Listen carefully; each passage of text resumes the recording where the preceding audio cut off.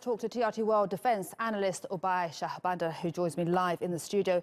Oubai, thanks for joining us. Now, who is behind these attacks? Well, it's more than likely the Israeli Air Force. It hasn't been officially confirmed, but it seems to be happening more and more often this year. The Israeli Air Force has been striking deep into the territory of Syria and the regime. We've seen on February 9th, we do know that the Israeli Air Force then launched a massive airstrike against the Assad regime's T4 airbase that was in eastern Syria. Now, that airbase had a significant Iranian presence, and monitoring groups are reporting that this time around, this strike overnight that hit the 47th Brigade base in Hama and a massive military base complex in Aleppo, there may have also been an Iranian military presence in these two very sensitive military sites. We are seeing these footages of massive explosions on both of these military air bases, and we do know that the Israeli Air Force has the capability and the willingness to launch these airstrikes deep into the Assad regime's territory, penetrating the Assad regime's integrated air defense system. And talk to me a bit more about that footage, because we've seen it and it looks like it is quite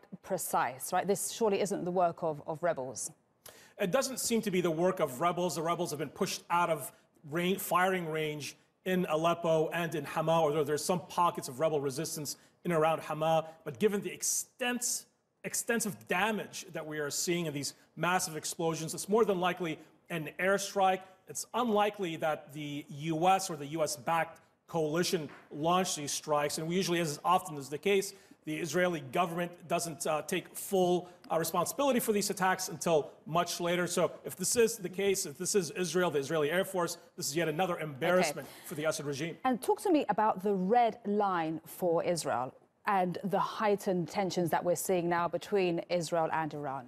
Well, the Israeli government has time and time again blamed Iran for moving precision missiles into Syria and transferring them to Hezbollah. Of course, Hezbollah is also operating on the ground in Syria. The Israeli government has claimed that the Iranians and Hezbollah, alongside the Assad regime, are establishing a number of firing positions along the Israeli border that Israel fears could be used to launch Iranian missiles deep into Israeli territory. And so given the Israeli concern there, they're striking these military bases that they believe the Iranians are using to arm Hezbollah and to potentially be used to stage for a much wider and much more dangerous conflict in the future between Iran, Hezbollah, and Israel. Okay, thank you so much for that update. That was Oubai Shahbandar, TRT World's defense analyst. Thank you.